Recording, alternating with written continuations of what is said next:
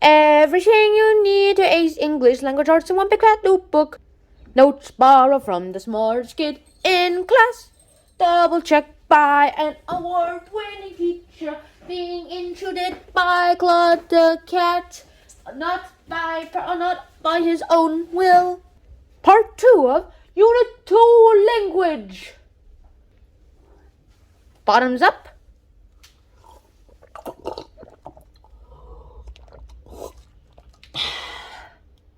Part 2. And today we're learning about word relationships. Now, what are word relationships anyway? Well, word relationships...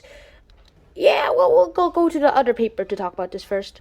Word relationships is basically what it sounds like.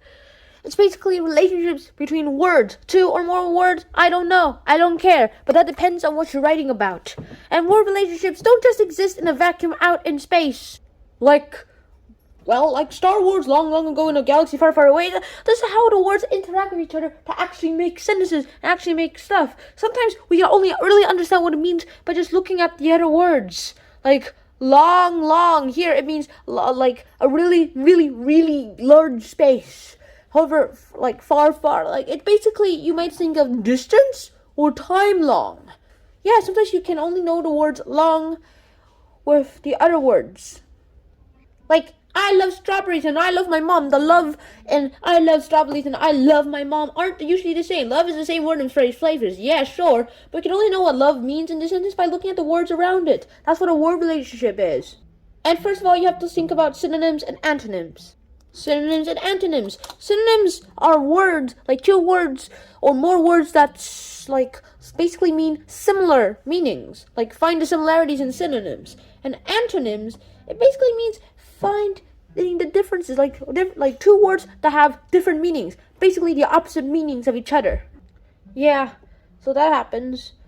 And here are some examples of synonyms and antonyms. I mean, here you go. The original word love, you remember it with synonyms like care, and the antonym is hate and dislike.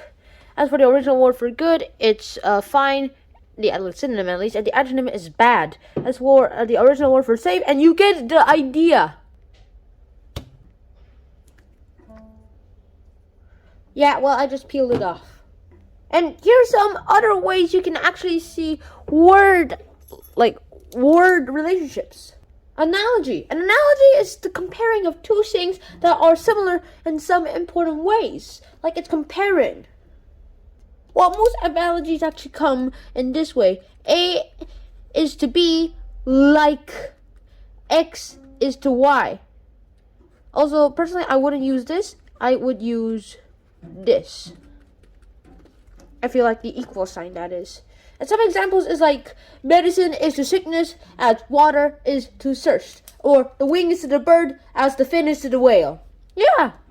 And the last one I really want to talk to you guys about is the fact that, basically part of the whole world relationships is like sometimes words are related because of an object is a part of the whole word or something. Some analogies actually compare a part to its whole. Like, a piece is to a pie, like a slice is to pizza. Well, you may understand some unfamiliar words or relationships better than we read a comparison, but we could also explain complex concepts clearly by writing them as comparisons. However, the comparisons actually have to work, or the analogies won't make sense. Like, a tree is to a forest as a boat is to an ocean. That just basically doesn't make sense because oceans aren't made of boats.